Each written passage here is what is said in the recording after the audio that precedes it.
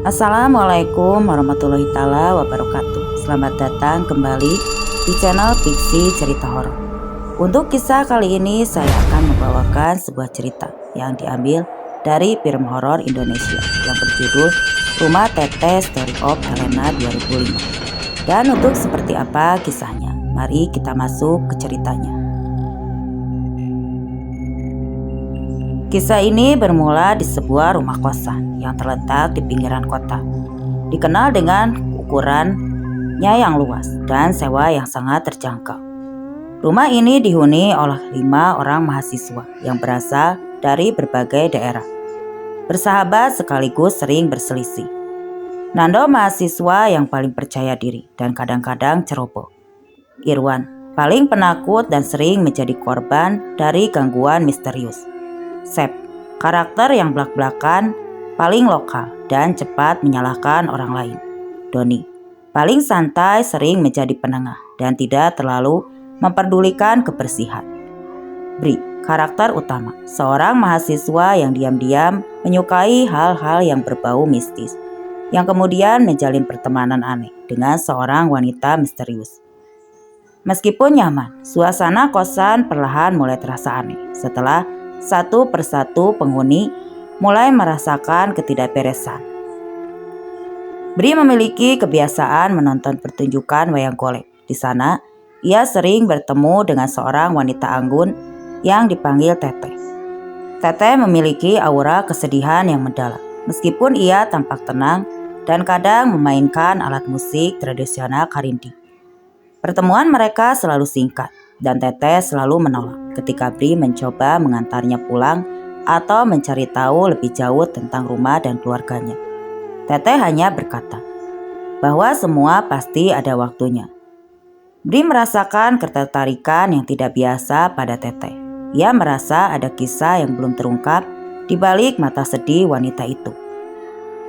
Kejadian aneh pertama yang paling mencolok disaksikan oleh Sep dan Irwan. Suatu malam mereka melihat sosok yang sangat mirip Nando masuk ke kamar Nando. Mereka terkejut, namun rasa terkejut itu berlipat ganda. Beberapa saat kemudian, ketika Nando yang asli pulang ke rumah, Sep dan Irawan mencoba membicarakan hal ini dengan Bri. Tapi Bri menganggap bahwa mereka halu. Tidak lama kemudian, Nando membawa pacarnya Elin ke kosan dan memberinya sebuah tas baru sebagai hadiah. Tas itu ditinggalkan di kamar Nando. Malam berikutnya, saat Nando dan Elin berada di kamar, Elin mulai merasa tidak nyaman. Tiba-tiba, ia berteriak histeris dan panik, mendesak Nando untuk segera meninggalkan kosan. Nando yang kebingungan tidak bisa mendapatkan penjelasan apapun dari Elin. Tak lama setelah Nando dan Elin pergi, gangguan pindah ke kamar Irwan. Irwan terbangun dalam teror melihat hantu perempuan berambut panjang mengenakan baju putih motif bunga-bunga yang hendak menyerangnya. Irwan menjerit hebat hingga Doni dan Sep datang. Mereka mendapati Irwan dalam kondisi kejang dan teriak-teriak tidak karuan. Kepanikan pun pecah. Sep menuduh keras Nando sebagai pemicu semua gangguan ini, menduga Nando telah melakukan hal yang melanggar norma di kosan. Pasca teror-teror yang menimpa Irwan, suasana di kosan menjadi sangat mencekam. Irwan yang trauma menuntut penjelasan, sementara Sep dan Nando terlibat dalam pertengkaran sengit. Sep bersikeras bahwa kemunculan hantu perempuan berbaju putih motif bunga-bunga itu adalah akibat langsung dari perbuatan asusila yang dilakukan Nando di kosan. Nando bersumpah tidak melakukan hal yang dituduhkan. Namun pertahanannya rapuh di mata teman-temannya. Ia hanya bisa membela diri dengan kekerasan verbal. Bri memilih diam dan menjauh dari konflik. Meskipun di dalam hati, ia mulai mengaitkan hantu perempuan itu dengan sosok Teteh yang misterius. Ketidaknyamanan, ketakutan, dan konflik yang tidak berkesudahan membuat Nando dan Irwan memutuskan untuk segera pindah. Nando mengajak Irwan untuk mengemasi barang-barang mereka. Keputusan mendadak ini membuat Doni dan Sep merasa ditinggalkan dan semakin meningkatkan amarah mereka terhadap Nando. Meskipun kosan dilanda kekacauan, Bri tetap rutin menemui Teteh di tepi danau. Ia mengamati Teteh lebih seksama. Bri merasa ada kesedihan mendalam yang tersirat di setiap senyuman Teteh, membuatnya semakin penasaran. Bri mencoba menghibur Teteh, namun Teteh menjawab dengan perumpamaan psikologis tentang waktu dan takdir. Teteh juga menyinggung tentang pentingnya manusia menjaga sikap dan ucapan, karena setiap tempat memiliki penunggunya yang mengarah pada teror di kosan. Akhirnya, Bri yang sudah tidak tahan dengan misteri ini memberanikan diri. Di sebuah pertemuan, Teteh mengakui bahwa cerita hidupnya sangat panjang dan rumit. Ia mengaku telah menuangkan semua kisah hidupnya ke dalam lembar-lembar tulisan yang selama ini ia simpan rapat. Di sisi lain, saat Teteh tidak ada, Bri menemukan dan membaca tulisan rahasia itu. Terungkaplah bahwa nama asli Teteh adalah Helena. Kisah hidup Helena adalah tragedi yang memilukan. Pernikahan hampa. Setelah bertahun-tahun menikah dengan suaminya, A.A. Handi, mereka tidak kunjung dikaruniai anak. Pengkhianatan dan kehancuran. Ketika Handi merantau ke Jakarta untuk bekerja, ia justru berselingkuh dengan wanita lain bernama Nina yang tengah mengandung anaknya. Nina bahkan menelepon Helena untuk meninggalkannya. Puncaknya, Handi menggadaikan rumah mereka ke bank untuk kepentingan selingkuhannya, menceraikannya dan membuat dunia Helena terasa hancur.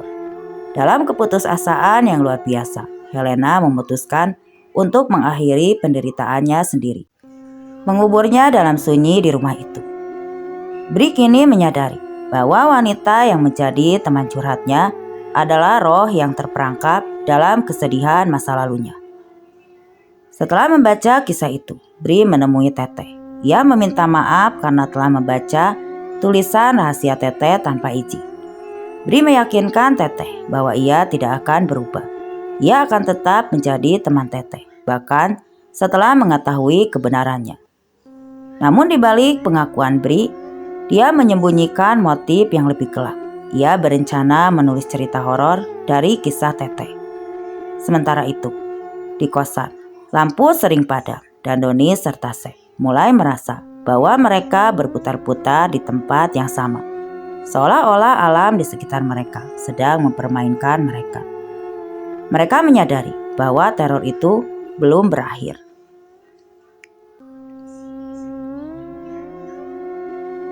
Ketegangan di kosan mencapai puncaknya.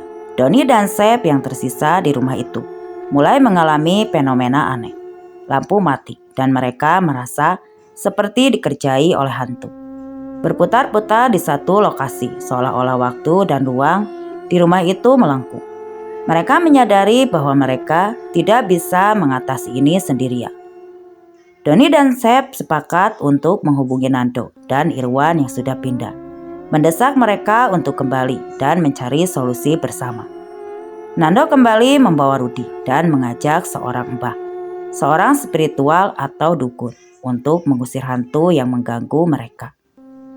Mbah segera melakukan ritual pengusiran. Ia memerintahkan semua pintu dan jendela ditutup. Mbah mulai membaca mantra-mantra dalam bahasa Sunda, menantang roh yang bersemayam di rumah itu agar menyingkir. Di tengah ritual, hantu perempuan berbaju putih muncul dan pertempuran spiritual pun terjadi. Hantu itu menyerang Mbah, tapi Bri yang melihat perkelahian itu berteriak meminta Teteh menghentikannya. Pada titik ini, semua orang akhirnya memahami kebenaran. Teteh yang selama ini menjadi teman Bri adalah hantu yang sama yang meneror mereka. Di tengah kekacauan, Bri maju dan membuat pengakuan yang mengejutkan. Ia berteriak kepada teman-temannya bahwa Teteh adalah hantu. Tapi ia adalah hantu yang baik. Ia menjelaskan bahwa Teteh hanya ingin ketenangan dan sikap buruk para penghuni kosanlah yang memicu kemarahannya. Kemudian Bri berpaling pada Teteh, memohon maaf dan mengakui motif tersembunyi. Maafkan aku Teh, aku selama ini berpura-pura sama Teteh.